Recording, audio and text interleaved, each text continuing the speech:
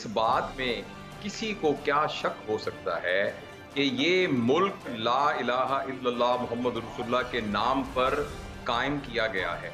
हमारा जो प्रॉब्लम है 74 साल बाद हम ये कह रहे हैं कि भई इसको सेक्युलर होना चाहिए, इसको इस्लामी, इसकी वजह ये है कि हमारे मुआशरे के अंदर दीन को सही तरीके तक अवामुन नास तक पहुँचाया ही नहीं गया। दीन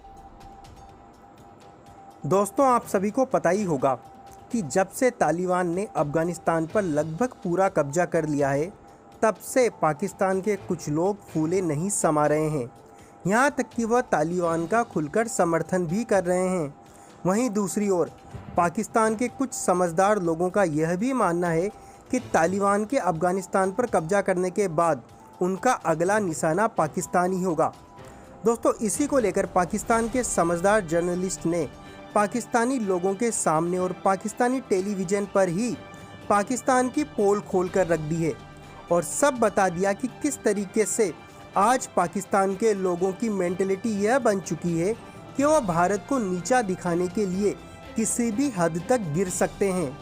दोस्तों, वीडियो को स्टार्ट करने से पहले अगर आपको यह वीडियो पसंद आए तो प्लीज़ इस वीडियो को लाइक करें और इस तरह के और वीडियो देखने के लिए इस चैनल को सब्सक्राइब करें। चलिए दोस्तों, वीडियो शुरू करते हैं। दीन के सिलसिले में जो लफ्ज, मैं दीनी आलिम नहीं हूँ, बहुत मैं एहतियात से ये गुफ्तगू करूंगा। एक आम आदमी की कंजम्पशन के लिए जितना दीन चाहिए उतनी ही उसी पैराडाइम में जज करना चाहता हूँ कि दीन का पूरी समझ और दीन का पूरा फायदा तब होता है जब दीन में हम मुकम्मल तौर पर दाखिल हो जाएं। हमें शायद मगरिब के जो प्रोपेगेंडा है और मगरिब ने जो इस्लाम के बारे में कुछ बातें बताई हैं, औरतों के हुकूक के बारे में और मर्दों की ज्यादा एक आत्मीयत के बारे में और यानी शादियों के बारे में और इस तरह की बहुत सारी बातें बताई हैं, तो इसलिए हम में से कुछ लोगों की शक क्रिएट करती हैं कि हमने दीन को सही तरीके से समझा ही नहीं, हमने दीन की सही स्पिरिट को पहचाना ही नहीं है। मैं ये समझता हूँ कि किसी को इसमें कोई शक नहीं होना चाहिए कि हमारे मुल्क के अंदर जो इंटरनेशनल जमहूरियत का जो मयार है उस सारे को इस्लाम की, दीन की, कुरान और नबी पाक सल्लल्लाहु अलैहि वसल्लम की तालीमात की जड़ों के साथ जुड़ना बहुत जरूरी है। और बुनियादी उसूल, उन्हीं उसूलों की बुनियाद पर जितनी कानून साजी हो सकती है वो की जाए। तो दीन को सही तरीके से लोगों तक समझाना ताकि इस तरह के शकूक उनके ज़हन में ना आए, ये इसकी जरूरत है, इसकी बुनियादी ज़रूरत है, लेकिन वो पूरी हो नहीं रही है ना सर।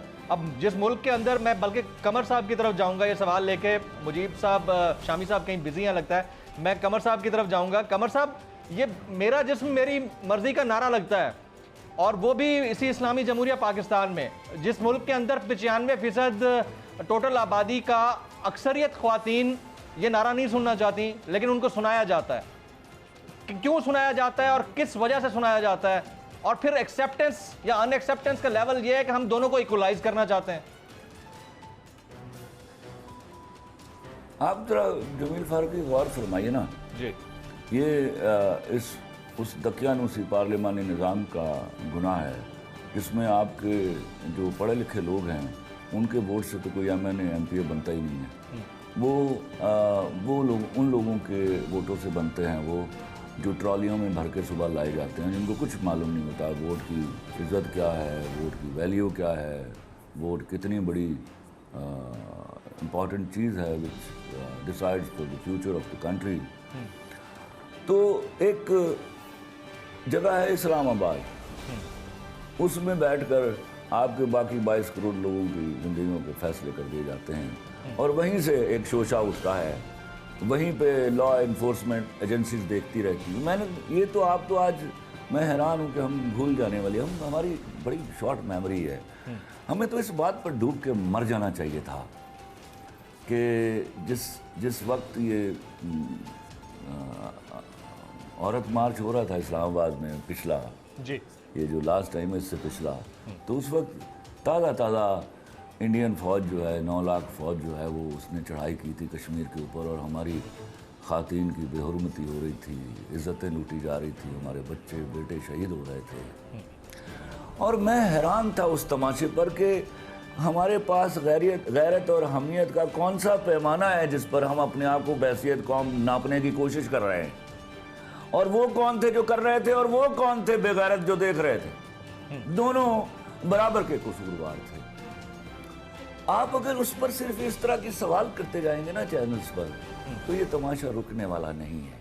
आपको हर काम अगर आपको इस आइन को मानते हैं सचमुच, ये आइन तो आपने अपनी ज़रूरतों के लिए रखा हुआ है। वो जब जब आपको ज़रूरत होती है आप उसमें एक छोटी तरमीम करते हैं। फिर आपके यहाँ ये भी होता है कि एक 10 साल का सज़ा याफ्ता मुजरिम ठस्से से जहाज़ पर चल के बैठ के वो जो वहाँ मुझे पता चला, मैं इंग्लैंड गया नहीं हूँ, कि वहाँ मरीज़ की वर्दी कोट पैंट टाई है वो पहन के वो बैठ जाता है, और यहाँ बेचारे 10-10, 15-15, 20-20 हज़ार के रुपयों के जुर्म करने वाले जेलों में 5-5 लोगों में चक्कियों में सड़ रहे होते हैं। उसके बाद आप ये, मैं हैरान हूँ कि आपकी जुर्रत कैसे है कि आप ये सवाल करें जमील फारूकी साहब, हमें अपने गिरेबानों में मुंह डालना है और डूब के मर जाना है। ये वाकया होने कैसे दिया गया? ये आइन की कौन सी शिक थी जिसके तहत ये वाली हैपनिंग्स जो है कुड बी अलाउड? और अगर वो हैं तो फिर मना मत कहिए कि ये अहम एक नारा ना लगाइए कि ये इस्लामी जमहूरिया पाकिस्तान है। ये मजहबी हमायदीन को भी सोचना होगा, ये सियासत को भी सोचना होगा, ये यहाँ पर निज़ाम नाफिज करने और उसकी कॉन्टीन्यूटी को बरकरार रखने वाले लोगों को भी सोचना होगा। खाली बैठ के मैं I don't want to win over the channel कि मैं आर्गू कर रहा हूँ। मैं तो शर्म से डूब के मर रहा हूँ कि भाई कौन लोग हैं वो जो इसके वीडियोस बना रहे थे और फिर शेयर कर रहे थे। आप शर्म से मर नहीं रहे थे? आपके मुल्क में क्या हो रहा है और क्यों हो रहा है? अगर आइन इसकी इजाज़त देता है, अगर आइन में यही कुछ होना है, तो इसी ऐसे आइन को मेरा सलाम है बहुत। बिल्कुल दुरुस्त। मैं शामी साहब की तरफ जाता हूँ। शामी साहब, सुपरसीड नहीं करनी चाहिए अक्सरियत पर कम लोगों की राय, ये तो दुनिया का कानून है, लेकिन अगर हम इस्लामी जमहूरिया पाकिस्तान हैं और आईने पाकिस्तान यानी दस्तूर पाकिस्तान मुकद्दम है, तो फिर इस तरह के वाकयात जिसकी निशानदही कमर साहब अभी कर रहे हैं, ये क्यों हो रहे हैं और इसके ऊपर एक्शन क्यों नहीं होता कोई? देखिए, पहली बात तो यह है कि किसी भी मुआशरे में मुख्तलिफ सोच रखने वाले लोग पाए जाते हैं। ठीक है। सब लोगों की सोच 100% एक नहीं हो सकती, और मसाइल के बारे में, मामलात के बारे में राय मुख्तलिफ हो सकती है, उसका इजहार भी किया जा सकता है। खलीलुर रहमान कमर साहब को गुस्सा आ रहा था पार्लियामेंट पर और पार्लियामानी निजाम पर। ये कोई नारा इस तरह का पार्लियामेंट में नहीं लगा, ये पार्लियामेंट ने ऐसा कोई कानून नहीं बनाया। ये जो नारे लगे हैं जिनका बार बार आप जिक्र कर रहे हैं, ये पार्लियामेंट से बाहर लगे हैं, और ये नारे जो हैं मेन स्ट्रीम जो है उसने इसको रद्द कर दिया है। पाकिस्तानी मुआशरे की जो भारी अक्सरियत है उसने इन नारों को ओन नहीं किया, इनको रद्द कर दिया है। वो लोग ये नारे लगा रहे हैं वो चंद फीसद भी नहीं है। वो मीडिया में कवरेज उनको मिलती है, उनके गुस्से से ज्यादा उनको हिस्सा मिलता है, तो इस वजह से उनकी बातें जो हैं वो नुमायां हो जाती हैं। वगरना पाकिस्तानी मुआशरे ने ना इन नारों को कबूल किया है और ना इन नारों का साथ दिया है, तो ये बात हमें मद्देनजर रखनी चाहिए। एक बात जी। दूसरी बात देखिए, तजावुज कहीं भी हो सकता है, वायलेशन कहीं भी हो सकती है। दुनिया के हर मुल्क में जेलें मौजूद हैं, अदालतें मौजूद हैं, पुलिस मौजूद है, कानून नाफिज करने वाले अदारे मौजूद हैं, क्योंकि वायलेटर्स मौजूद हैं, कानून शिकन मौजूद है। ये मौजूद होंगे हर मुआशरे में। आपको इनका पीछा करना है, इनको सजा देनी है। और अगर देखिए मोटरवे है, मोटरवे पे रोज हादसे होते हैं, तो क्या ये मोटरवे जिम्मेदार है या क्या मोटरवे को बंद कर देना चाहिए हमें? कि इस पे हादसा हो गया है या जीटी रोड पे हादसा हो गया है तो अब हम हादसा कहे जीटी रोड को बंद कर दें, या अगर किसी ब्रांड की किसी एक गाड़ी या कंपनी की वो टकरा गई है दूसरी गाड़ी से तो हम दोनों कंपनियों को बंद कर दें। ऐसा नहीं होता।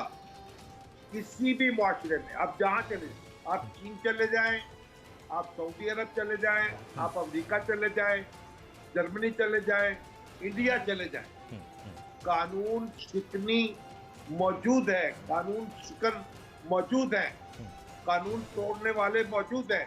तो हम उनकी वजह से ये नहीं कह सकते कि